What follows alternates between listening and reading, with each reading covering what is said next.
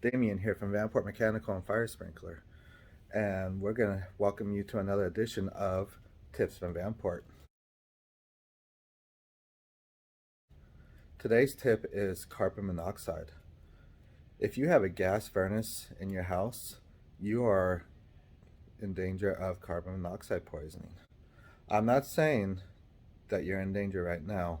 I'm just saying as the unit gets older, they have what's called a heat exchanger inside of your gas furnace.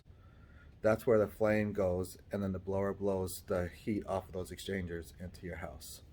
As the time goes on, those heat exchangers get older and older, and they tend to crack and break.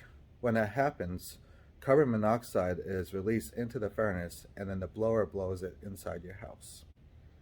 This can be very dangerous. If you start developing like any kind of headaches, nausea, dizziness, lightheaded, etc., give us a call so that way we can come and assess your furnace and make sure your house is safe.